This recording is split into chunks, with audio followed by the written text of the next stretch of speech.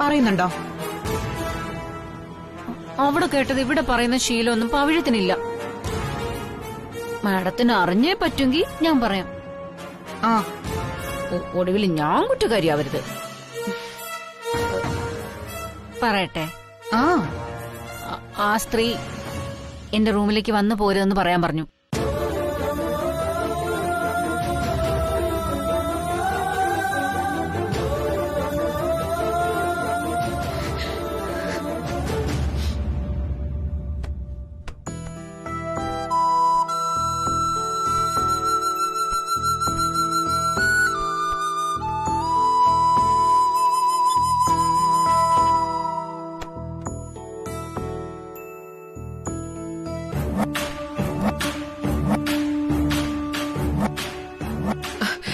അയ്യോ, എന്താ മോളെ കാണിക്കുന്നേ? ഇതൊക്കെ അമ്മ ചെയ്യില്ലേ?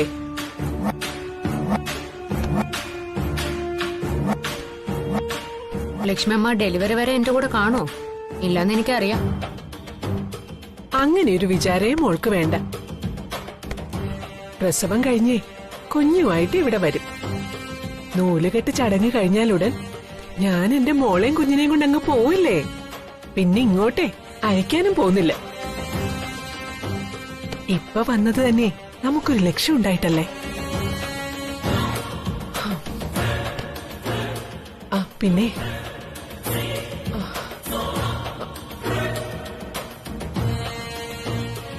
പിന്നെ മോളെ, സദാ നേരവും മുറിയിലിരുന്നേക്കരുത്.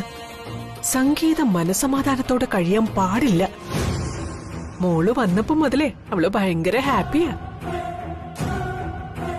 പിന്നെ മോളെ, ഈ സമയത്തെ സങ്കടപ്പെടാനോ കരയാനോ പാടില്ലെന്നൊക്കെ കേട്ടിട്ടില്ലേ? അത് കുഞ്ഞിന് ദോഷാ മോളെ. അവളെ കരയിപ്പിക്കണം. കണ്ണീര് തോരാനുള്ള സമയം കൊടുക്കരുത്. നമ്മൾ വന്നിറങ്ങിയപ്പോ ആ സ്ത്രീയുടെ മുഖത്ത് സന്തോഷം ഞാൻ കണ്ടതാ. അനു കീഴടങ്ങിയെന്ന് തോന്നലേ ഇപ്പൊ അവർക്ക്. അവർക്കറിയില്ല എന്റെ വരവിന്റെ ഉദ്ദേശം എന്താണെന്ന്. ദേ മോളെ, മുത്തശ്ശിയോടെ അകൽച്ച കാണിക്കുകയേ ചെയ്യരുത്. കുതിരപ്പന്തി വീട്ടിൽ വെച്ച് മുത്തശ്ശി മോളെ പറയാൻ പാടില്ലാത്തൊക്കെ പറഞ്ഞു. അത് മറക്കാനും ക്ഷമിക്കാനും പറ്റാത്ത കാര്യമാണെന്ന് ലക്ഷ്മി അമ്മയ്ക്ക് നന്നായിട്ടറിയാം. പക്ഷേ ഇവിടെ മോള് അടവ് മാറ്റിപ്പിടിച്ചേ പറ്റൂ. മോളെ, അതെ, മോള് സുഭദ്രാമയെ കയ്യിലെടുക്കണം. അതുകൊണ്ട് വേറെയും ഗുണം മോൾക്കുണ്ട്. പഴയ ലക്ഷ്മിയമ്മ അത് പറഞ്ഞു തരാം. ആ സ്ത്രീയെ നാണം കെടുത്തി കരയിപ്പിക്കാൻ ആരോട് വേണേലും ഞാൻ കൂട്ടുകൂടാ. മിടുക്കി.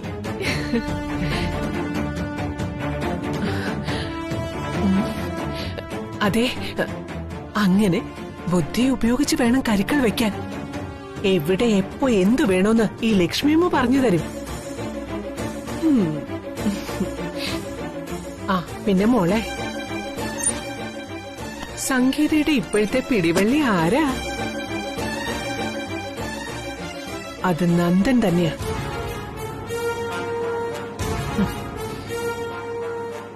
അവളുടെ കണ്ണീര് തുടയ്ക്കുന്നതും അവളെ സാന്ത്വനിപ്പിക്കുന്നതും നന്ദനാ.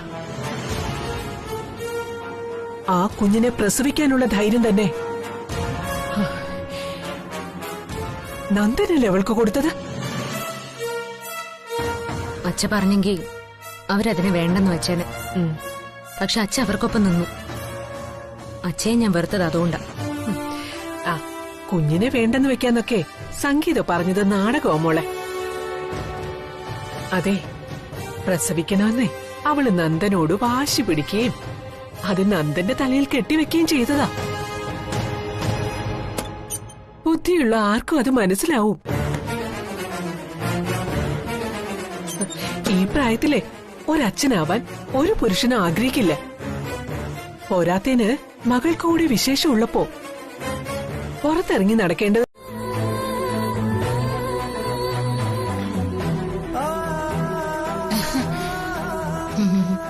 മോളിങ് വന്നായിരുന്നു അല്ലേ?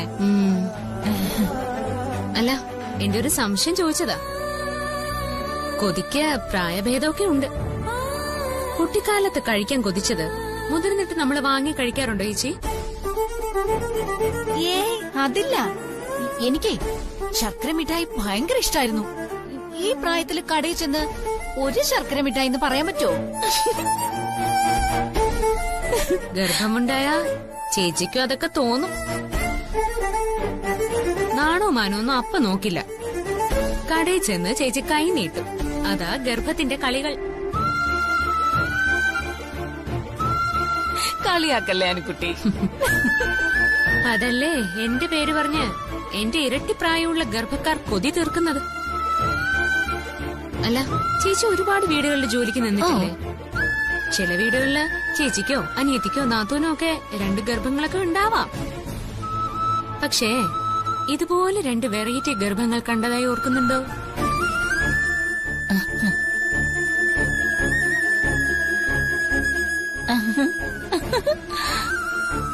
അയ്യോ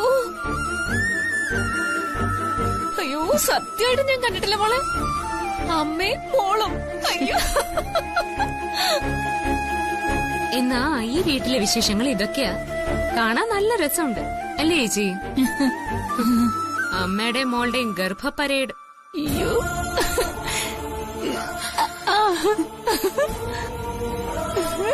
മോള് പറഞ്ഞ ശരിയാ. അനുകുട്ടിക്ക് കുറച്ച് പഴംപ്രഥമൻ എടുക്കട്ടെ? അതെ, കൊതിക്കാര് കഴിച്ചോളൂ.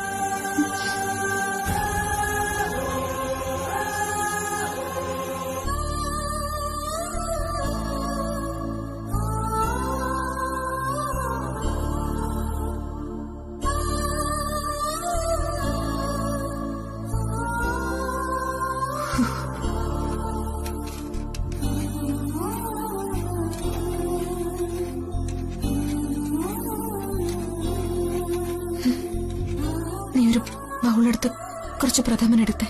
ആ,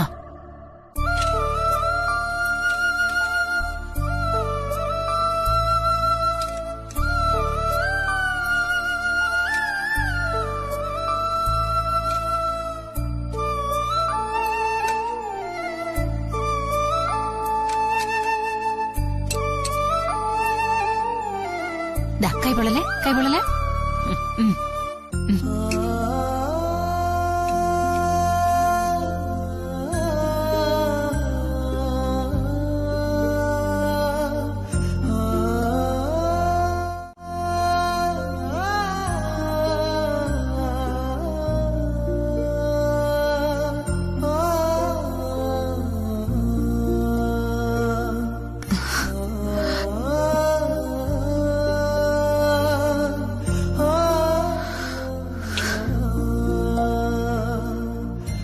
ചിറ്റേ, ചിറ്റേ, അനുക്കുട്ടിക്ക് ഇതൊന്ന് കൊണ്ടുപോയി കൊടുക്കാമോ? എന്താ മോളെ, മധുരമാണോ? അവൾക്ക് വേണ്ടി ഞാനുണ്ടാക്കിയ പഴംപ്രഥമന. ഞാൻ കൊണ്ടുചെന്ന് കൊടുത്ത അവളിത് കഴിക്കില്ല. ഈ സമയത്ത് അവക്കത് ഇഷ്ടമാവും മോളെ. ഞാൻ കൊണ്ടുപോയി കൊടുത്തിട്ട് വരാം. ചിറ്റേ, ഏ? അനു കിച്ചണിൽ വന്നിട്ടാ പോയത്. പവിഴം പായസം കുടിക്കാൻ വിളിച്ചിട്ട് പോലും ഞാൻ ഇവിടെ നിന്നതുകൊണ്ട് അവള് വന്നില്ല. ചിറ്റ, ഇതെങ്ങനെയെങ്കിലും അവളെ കൊണ്ട് കുടിപ്പിക്കണം. മോളെ വിഷമിക്കണ്ടാട്ടോ.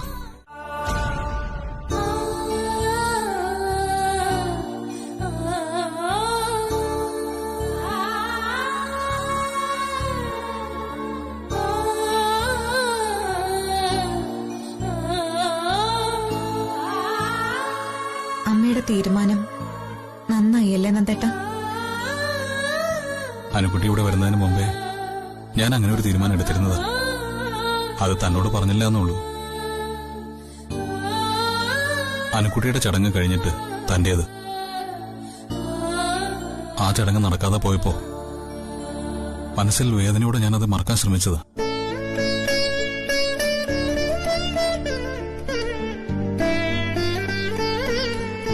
അമ്മ അനുക്കുട്ടിയുടെ കാര്യം പറഞ്ഞു തുടങ്ങിയപ്പോ വീണ്ടും ഞാനത് ഓർത്തുപോയി. ബിബി അത് ആവശ്യപ്പെടുകയും ചെയ്തു. അവൾക്ക് ഇഷ്ടപ്പെടാത്തതൊന്നും നമ്മൾ ചെയ്യാനേ പാടില്ല. എന്തിന്റെ പേരിലായാലും അനുക്കുട്ടി ഇവിടെ നിറങ്ങിപ്പോയാ എനിക്കത് സഹിക്കാനാവില്ല.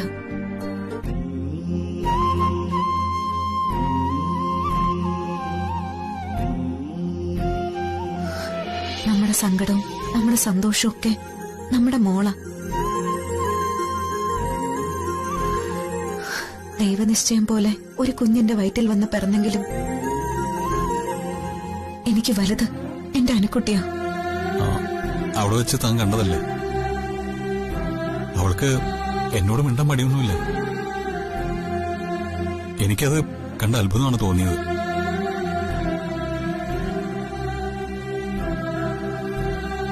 അവളുടെ ശത്രുവായിട്ട് കാണുന്നത് അമ്മയാണ്.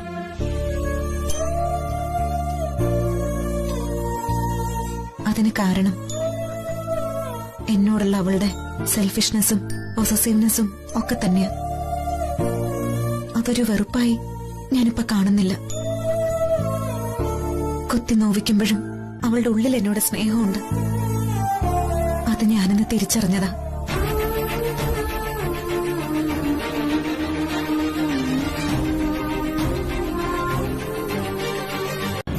നിന്റെ ദേഷ്യം കുറഞ്ഞെങ്കിൽ എനിക്ക് ചില കാര്യങ്ങൾ പറയാനുണ്ട്.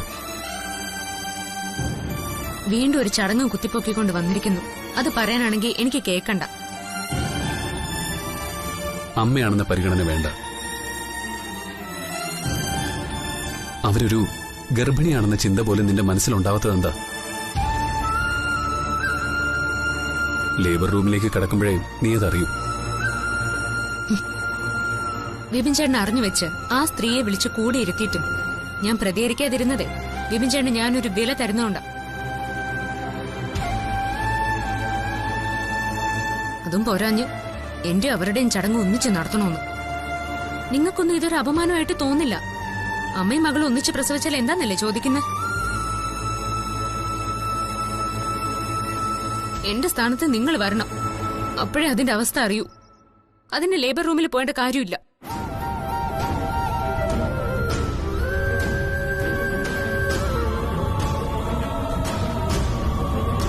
വിപിൻ ചേട്ടന്റെ സ്ഥാനത്ത് മറ്റൊരാളായിരുന്നെങ്കിൽ ഇതിന് വളം വെച്ച് കൊടുക്കോ? ഭാര്യയെ വേണ്ടെന്ന് വെച്ചെന്ന് വരെ വരും. ഇത്ര ഉദാര മനസ്ഥിതിയൊന്നും വേണ്ട വിപിൻ ചേട്ടാ. മുത്തശ്ശി ആഗ്രഹിച്ച കാര്യമാണ്. ഇനി ഞാൻ അങ്ങനെ ഒരു അഭിപ്രായം പറഞ്ഞു എന്ന് വെച്ച് നീ വേണ്ടെന്ന് പറയരുത്. ഞാനിപ്പോഴും അതിന് തയ്യാറ് തന്നെയാ. പക്ഷെ ആ സ്ത്രീയെ കൂടി ഇതിൽ ഉൾപ്പെടുത്താന്ന് ആരും കരുതണ്ട. ഒരിക്കലും ഒരു അനുഭവം ഉണ്ടായതാ. എല്ലാവരും അത് ഓർത്തിരിക്കുന്നത് നല്ലതാ. എന്റെ പേരും പറഞ്ഞ് എന്തെങ്കിലും കള്ളക്കളി നടന്ന വിപിൻ ചേട്ടൻ എന്നെ ശാസിക്കാൻ പോലും അവകാശം ഉണ്ടായിരിക്കില്ല. ചടങ്ങിനിറങ്ങുന്നവരോട് വിപിൻ ചേട്ടൻ തന്നെ ഒന്ന് അറിയിച്ചേരെ.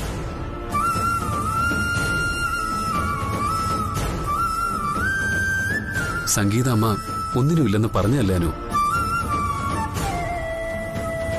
ഒന്നിനും ഇല്ലെന്ന് പോലും അങ്ങനെ പറയാനുള്ള യോഗ്യത പോലും ആ സ്ത്രീക്കില്ല. കണ്ണീര് കാണിച്ച് മറ്റുള്ളവരുടെ സിമ്പതി നേടിയെടുക്കും അവര്. പഴിചാരാൻ എന്തിനും ഏതിനും ഞാനുണ്ടല്ലോ. എന്റെ മറവില് നാണക്കേട് സെന്റിമെന്റ്സ് ആക്കി മാറ്റിയെടുത്ത ചീപ്പ് തന്ത്രമാണ് അവര് പയറ്റുന്നത്. അത് മനസ്സിലാക്കാൻ നിങ്ങൾക്ക് ആർക്കും കഴിയില്ല. പക്ഷെ എനിക്ക് കഴിയും. മുറിയിലിരിക്കേണ്ടവര് കിച്ചന്റെ വാതിൽക്കൽ വന്ന് ഡൈനിങ് ഹാളിലേക്ക് നോക്കി നിൽക്കുന്നു. പഠിച്ച കള്ളിയാ അവര്. നടത്തി കൊടുക്കാം ഞാൻ അവരുടെ ചടങ്ങ്. ഈ ചടങ്ങുകളൊക്കെ ഏറെക്കുറെ അവിടെ വെച്ച് നടന്നതല്ലേ സുഭദ്രാമേ? വീണ്ടും അത് വേണോ? കേൾക്കുന്നവരൊക്കെ എന്ത് വിചാരിക്കും? അത് പൂർത്തിയായില്ലല്ലോ. പൂർത്തിയാക്കാൻ കഴിയാത്തതൊക്കെ മുടക്കം വന്നെന്ന് വേണം കരുതാൻ. ഒരു തടസ്സവും വരാതെ അത് പൂർത്തിയാക്കണം. അനു ഇവിടെയുള്ള നിലയ്ക്ക് അത് ഇവിടെ വെച്ച് നടത്തണമെന്നാ ഞാൻ പറഞ്ഞത്.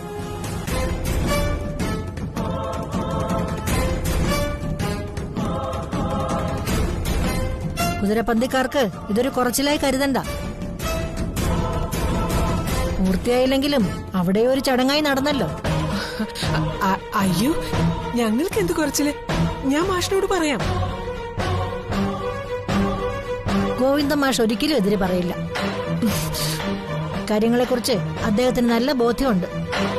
ഓ, ഇതില് ലക്ഷ്മിയുടെ അഭിപ്രായം അറിയേണ്ടത്. നമ്മുടെ കുട്ടികളുടെ കാര്യത്തില് ഞാൻ എന്തിനെങ്കിലും എതിര് നിൽക്കോ? അതുകൊണ്ടൊരു ഐശ്വര്യം അനുമോൾക്കുണ്ടാവുമെങ്കിൽ എവിടെ വെച്ച് നടത്തിയാലും എനിക്ക് 100 വട്ടം സമ്മത. ലക്ഷ്മിയച്ചിക്ക് അങ്ങനെ പറയാൻ തോന്നിയത് നല്ല മനസ്സ് തന്നെയാ. ഇങ്ങനെ ഒരു ചടങ്ങ് നടന്നില്ലെങ്കിൽ എന്നും എന്റെ മനസ്സിൽ അതൊരു കുറ്റബോധമായിട്ട് കിടക്കും.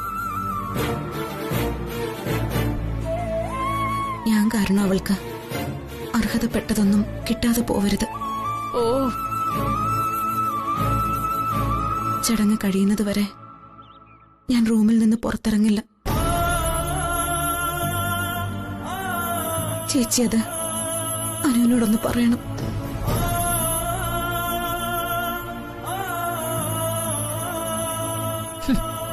നീ നിന്റെ വീട്ടിൽ നിന്ന് എവിടെ പോകാനാ? വേണ്ടമ്മ, ഇനി ഒരു അനിഷ്ടവും സംഭവിക്കരുത്. എനിക്കിത് താങ്ങാനാവില്ല.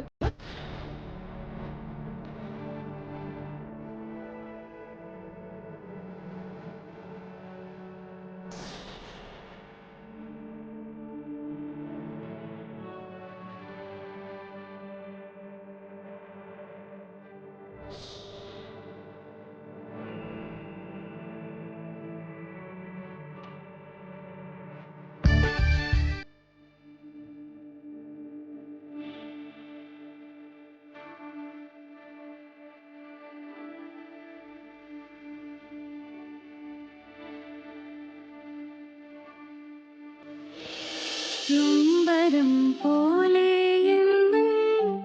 പറയാതെ നിന്നുള്ളിൽ വിങ്ങിടും നോവോ നീയും കൂടെ താരാട്ട് പോലെ എങ്കിലും ദൂരെ അലിയാതെ നീ കാർമേഘം പോൽ പെയ്തൊഴിയാനായി കാത്തേ നിൽപ്പൂ, ഇന്നും കാത്തേ നിൽപ്പൂ, നോവിലാഴ്ന്നേ നിൽപ്പൂ. നെഞ്ചേ നെഞ്ചേ എവിടെ അലയും നെഞ്ചേ നെഞ്ചേ പതിയെ അകലും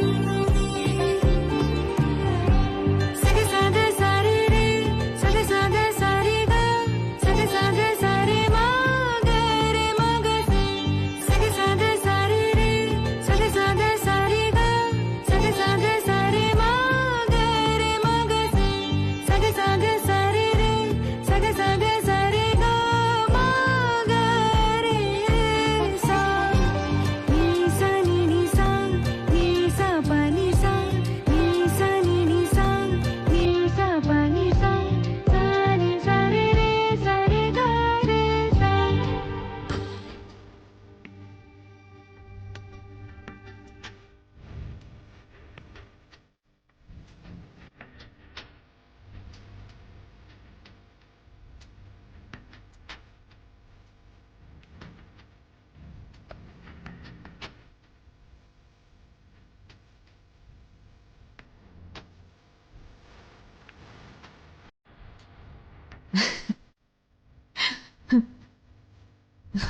എടോ, താൻ എന്താ ഇവിടെ സ്വപ്നം കാണാണോ? ഒരു നിമിഷത്തേക്ക് ഞാൻ ഏതോ ലോകത്തായിരുന്നു.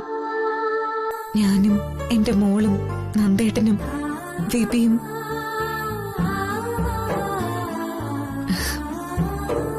എനിക്ക് സന്തോഷായി. ഒരുപാട് സന്തോഷായി. ഇനി എന്തിനാ ഇവിടെ നിൽക്കുന്നത്? വാ, നമുക്ക് റൂമിലേക്ക് പോ. ചടങ്ങ് തീർന്നിട്ടില്ല. നന്ദേട്ടൻ അങ്ങോട്ട് ചെല്ല്. നമ്മളിപ്പോ ഒന്നിച്ച് നിൽക്കുന്നത് കണ്ടാ അവൾക്ക് ദേഷ്യം വരും. തനിക്ക് അവിടെ സ്ഥാനമില്ല. പിന്നെ ഞാൻ മാത്രമായിട്ട് എന്തിനാ അവിടെ നിൽക്കുന്നത്?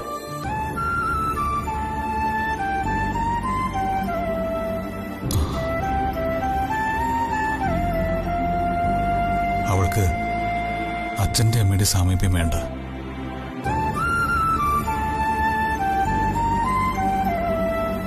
അവളുടെ ബന്ധുക്കളുടെ മുന്നിലിരുന്ന് അവള് ചിരിക്കുന്ന കണ്ടില്ലേ?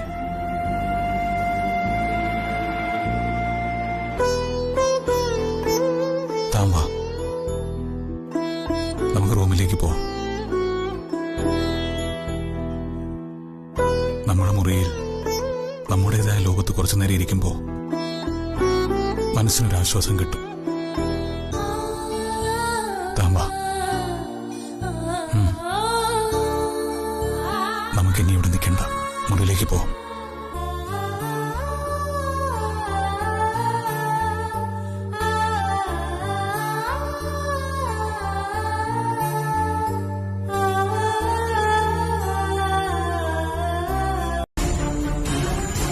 ലക്ഷ്മി എന്തെങ്കിലും ഒന്ന് പറ.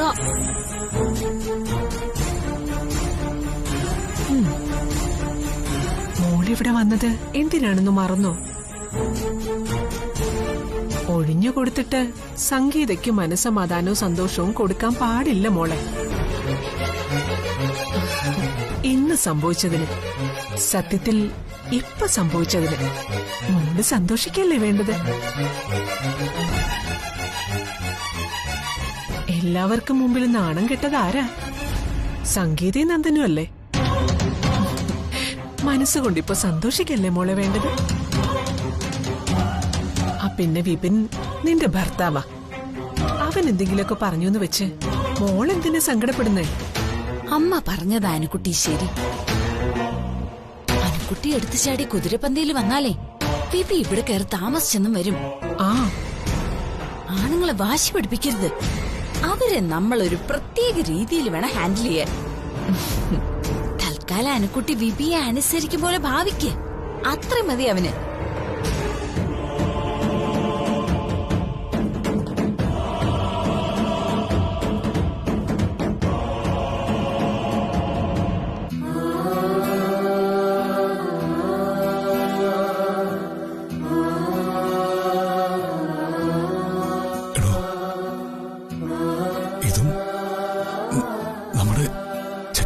കുസൃതിയ. തനിക്ക് ഓർമ്മയില്ലേ, അവള് കുഞ്ഞായിരിക്കുന്ന സമയത്ത് നമ്മള് ഡൈനിങ് ടേബിളിൽ ഇരുത്തി ഭക്ഷണം കൊടുക്കുമ്പോ അവള് ഒരു കൈ കൊണ്ട് ഒരു ഒറ്റ തട്ട. ഇതും അതുപോലൊരു കുസൃതിയായിട്ട് താൻ കണ്ടാ മതി.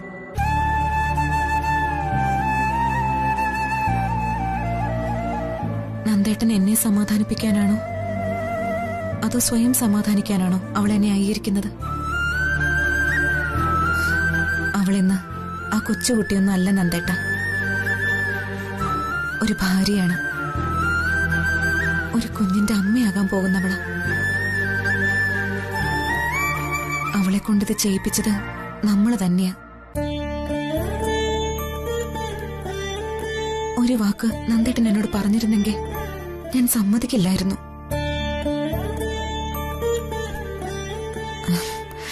നന്ദേട്ടനെ ഞാൻ വേദനിപ്പിക്കുന്നതല്ല.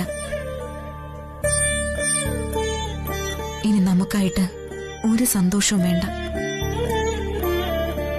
അവള് നമ്മളെ വേദനിപ്പിച്ച് സന്തോഷിക്കുകയാണെങ്കിൽ അത് നമ്മുടെയും സന്തോഷമായി കണ്ടാൽ മതി.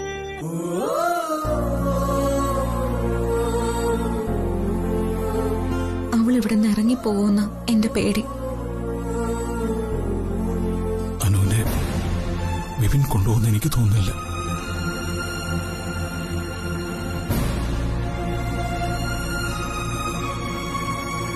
അവള് പോയോ അമ്മേ?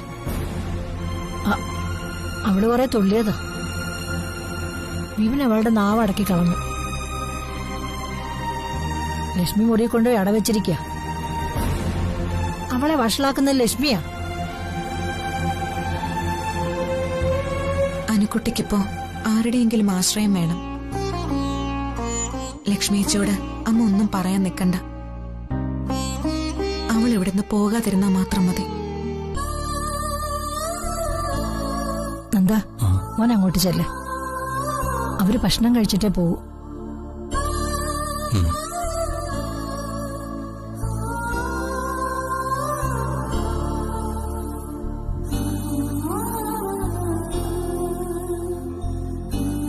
ഇതൊന്നും കണ്ട് മോളുടെ മനസ്സ് വിഷമിപ്പിക്കണ്ട. 7ാം മാസത്തിൽ ഇത്തരം കാര്യങ്ങൾ മനസ്സ് വിഷമിപ്പിച്ച അത് മോളുടെ കുഞ്ഞിനെ ബാധിക്കും. മോൾ ഏത് വഴിക്കും സന്തോഷം കണ്ടെത്താൻ ശ്രമിക്കണം. അത് ബുദ്ധിമുട്ടാണെന്ന് അമ്മയ്ക്കറിയാം. ഇനിയുള്ള ദിവസങ്ങളിലും ഇതുപോലുള്ള ഓരോ സംഭവങ്ങൾ ആവർത്തിക്കപ്പെടാം.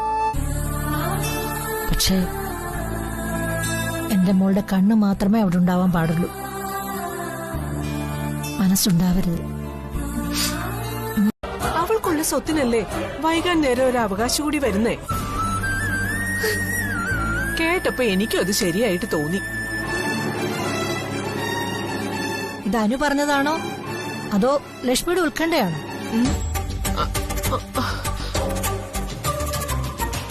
ഇത്രയൊക്കെ കടന്ന് ചിന്തിക്കാനുള്ള പ്രാപ്തിയൊന്നും അനുവിനുണ്ടായിട്ടില്ല. അതെന്താ, അവൾക്ക് 18 വയസ്സ് പൂർത്തിയായില്ലേ? ഇതാ കുഴപ്പം. നിങ്ങൾക്ക് ഇവളിപ്പോഴും കൊച്ചുകുട്ടിയാ. അതല്ലേ സംഗീത പ്രസവിക്കാൻ വാശിയും പിടിച്ചു നിൽക്കുന്നത്.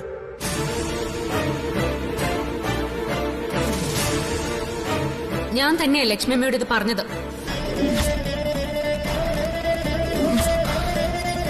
എനിക്കതിനുള്ള പ്രാപ്തി ആയിട്ടില്ലെന്ന് ആരും പറയണ്ട. ഞാൻ ഒരു കുഞ്ഞില് എന്റെ പ്രസവം നിർത്തിയെന്ന് വരും. എന്നാ ഈ വീട്ടിലുള്ളവരെ ഇനിയും എത്ര പ്രസവങ്ങൾ നടത്തുമെന്ന് ആർക്കറിയാം? എടിയേ, എന്തും പറയാനായോ നിനക്ക്? പറയുന്നതിലേ പ്രശ്നമുള്ളൂ, പ്രവർത്തിക്കുന്നതിൽ ആർക്കും ഒരു പ്രശ്നവുമില്ല. നിനക്കിപ്പോ എന്താ വേണ്ടത്? നിന്റെ സ്വത്തോ? എനിക്ക് നാളെ മുതൽ വച്ച് അനുഭവിക്കാൻ ഒന്നും തരണ്ട. അത് അവർ തന്നെ അങ്ങ് അനുഭവിച്ചോട്ടെ. പക്ഷെ കല്യാണം നടത്തുമ്പോ എല്ലാം എനിക്കാണെന്നൊരു വാക്ക് അച്ഛൻ കുതിരപ്പന്തി വീട്ടിൽ വെച്ച് പറഞ്ഞിട്ടുണ്ട്. ആ വാക്ക് പാലിക്കാനേ പറഞ്ഞുള്ളൂ. മുഴുവൻ സ്വത്തും എന്റെ പേരിൽ എഴുതി വെക്കണം.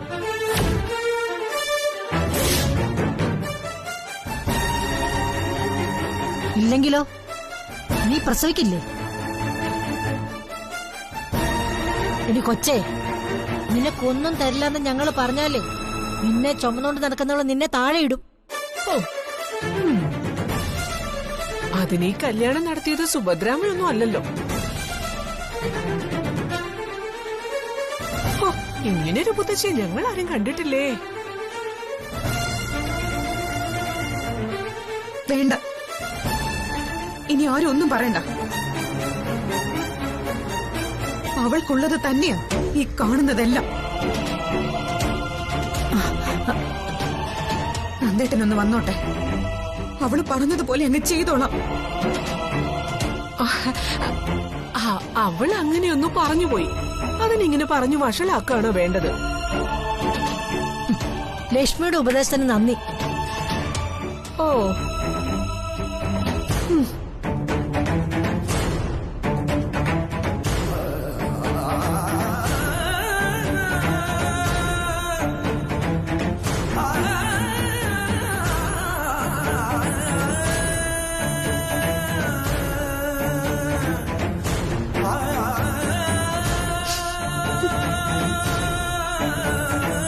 അവളെ പറഞ്ഞിളക്കിയിട്ട് ന്യായം പറയുന്നത് കേട്ടില്ലേ?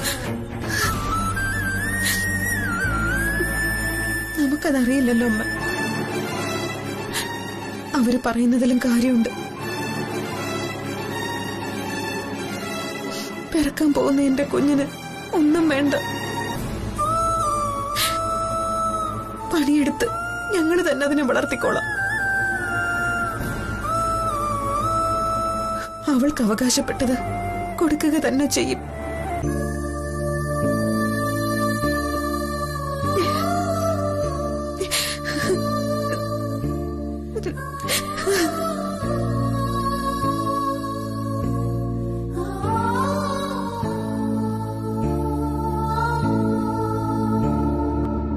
സുരലോക ജലധാര ഒഴുകി ഒഴുകി ലലലലല പുളകങ്ങൾ ആത്മാവിൽ ലൊലൊലൊലൊലൊ. എന്റെ അമ്മ,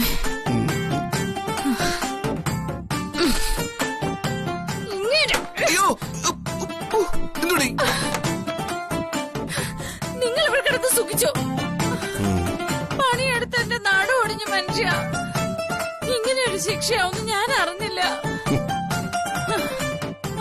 അവിടെ ഉറപ്പിച്ചിട്ട് വരാന്ന് പറഞ്ഞു പോയ അമ്മ അവിടെ ഇപ്പൊ ഉറച്ചതുപോലെയായി. ഇടയ്ക്ക് വന്നൊന്ന് മൂക്കും കാണിച്ചിട്ട് ഒറ്റ പോക്ക. എടി, കിട്ടിയ അവസരം നിന്റെ അമ്മ ശരിക്കും മുതല.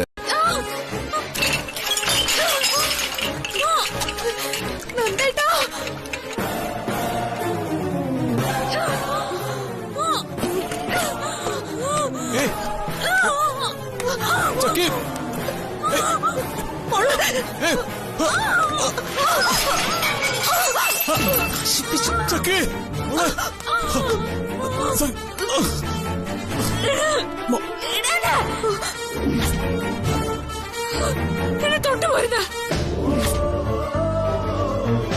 നിങ്ങൾ എന്തിനാ എന്നെ പിടിക്കാൻ വന്നേ?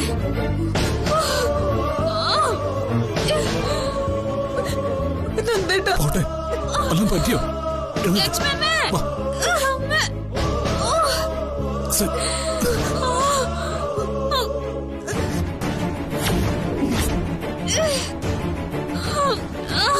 അനു, അനു, അനു, എന്താ എന്തു പറ്റി?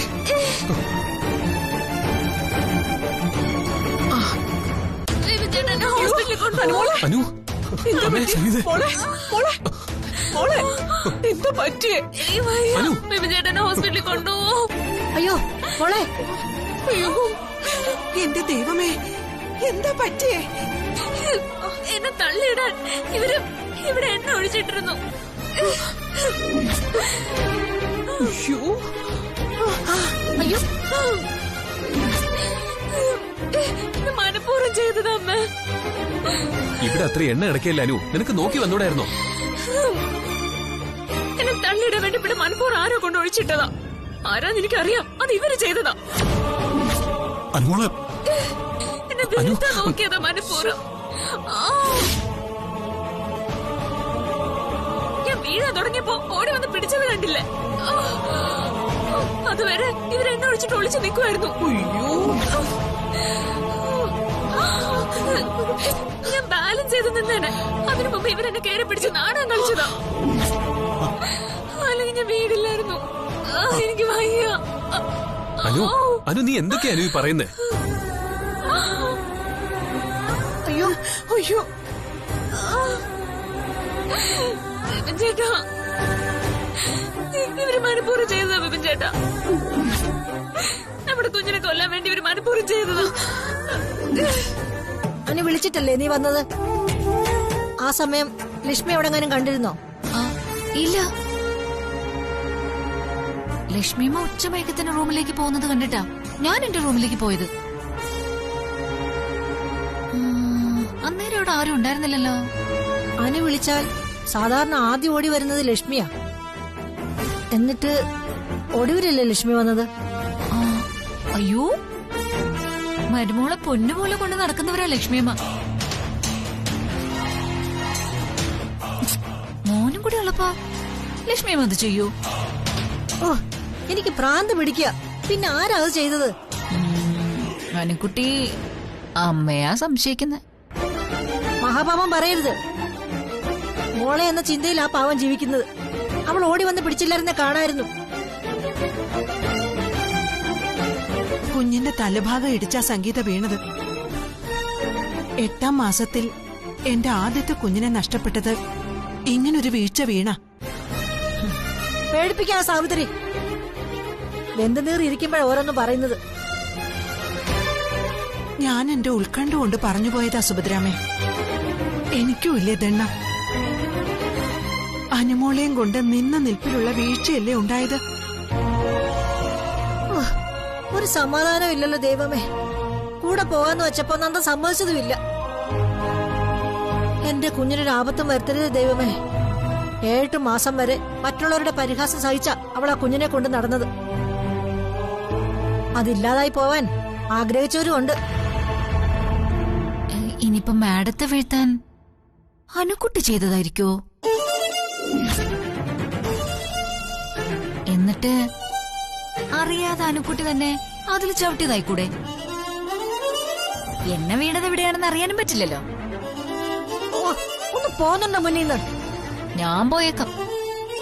സുഭദ്രാമ്മ ഒന്നുകൂടെ ആലോചിച്ച് നോക്ക്.